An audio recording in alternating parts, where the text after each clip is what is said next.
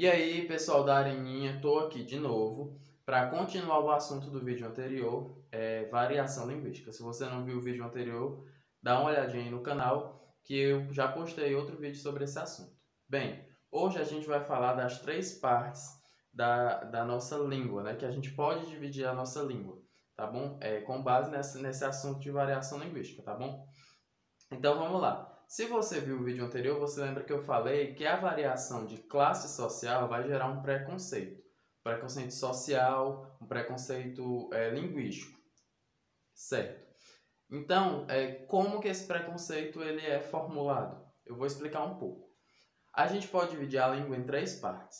Estudiosos, eles estudam a língua e tudo mais, eles vão formalizando regras que acontecem na língua e etc., para formar uma gramática. E aí a gente tem a nossa gramática, né? Aquelas leis, aquelas regras que a gente segue quando vai escrever uma redação, uma coisa, quando a gente está na aula de português, né? A gente tem essa gramática. Tecnicamente, a gente deveria seguir o que está dito lá na gramática. Então, se escreve, se fala dessa forma, você tem que falar e escrever daquela forma. Só que a gente tem que entender que essa gramática, ela é uma abstração. E o que seria uma abstração? Eles pegam ali a língua de um determinado tempo, por exemplo, o português, do tempo que o autor está escrevendo aquela gramática, e ele vai dizer que aquela palavra ela se fala daquele jeito e se escreve daquele jeito. Pronto, ele fez o livro dele, a gramática, fez a regra. Só que a língua ela continua se movimentando, e as pessoas vão falando de forma diferente, e chega uma hora que as pessoas já não falam mais daquele jeito que está escrito na gramática. Só que a regra continua a mesma, só que a língua já mudou. Então, essa gramática, que a gente pode chamar de norma padrão, é a primeira parte, a primeira divisão da língua, essa norma padrão, essa gramática, ela é atrasada, ela não acompanha o desenvolvimento da nossa língua. Então, ela fica parada no tempo. Mas na hora que a gente vai escrever uma redação, uma coisa mais formal, que a gente tem que escrever entre aspas certo, que a gente vai ver que esse negócio certo e errado não é bem assim, mas quando a gente tem que escrever mais próximo de uma coisa mais certa, entre aspas, mais correta, aí a gente vai utilizar essa gramática. É daí que vem essa ideia de fulano fala certo, fulano fala errado, que não é real, não existe essa de falar certo ou errado, tá bom? Mas a primeira divisão que eu quero que vocês entendam é essa norma padrão, são essas leis, essas regras que ninguém usa no dia a dia, mas que ela existe e que a gente tem que acompanhar, a gente tem que utilizar em determinados períodos, em determinadas situações, tá ok? E aí vamos para a segunda divisão, que são as variações estigmatizadas. Nomezinho meio difícil, né? Então vamos chamar de norma popular. A norma popular é a norma falada por pessoas mais do interior, por pessoas mais afastadas das capitais, pessoas que têm menos dinheiro, classes sociais mais baixas.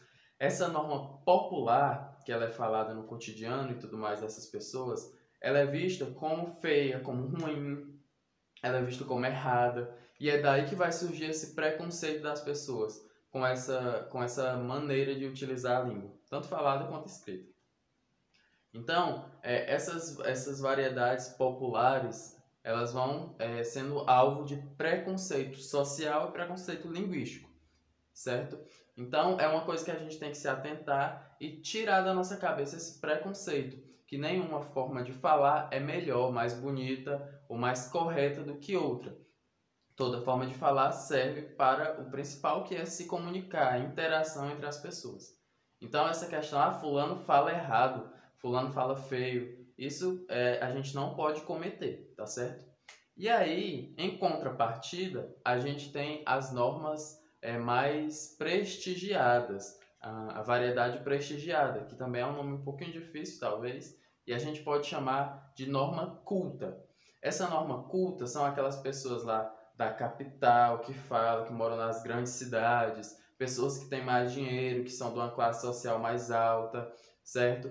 E aí vai entrar, sei lá, advogados, médicos, essas pessoas de uma classe social mais alta, que tem mais posses, moram nas grandes cidades, pessoas mais escolarizadas, que terminaram os estudos e tudo mais, essas pessoas Vão falar de uma maneira que é considerada bonita pela sociedade, que é considerada certa, que seria a maneira correta de se falar, que também é um erro, como já expliquei anteriormente. Mas essa é a chamada norma culta. Ela se aproxima um pouco mais lá da norma padrão. Enquanto a norma popular, que é a nossa que a gente utiliza, ela geralmente está bem mais longe da norma padrão. E aí, por essas pessoas serem de uma classe social mais alta, ou serem mais escolarizadas, e essa fala se aproximar um pouco mais da norma padrão, que é a que a gente explicou lá no começo, ela vai acabar sendo bem mais valorizada. Vai ser mais vista como mais bonita, mais certa e tudo mais. Então são essas três divisões. Norma padrão, que é a nossa gramática, aquelas leis, aquelas regras que as pessoas impõem. A norma popular, que são a norma que eu expliquei, das pessoas mais pobres, as pessoas do interior, as pessoas menos escolarizadas.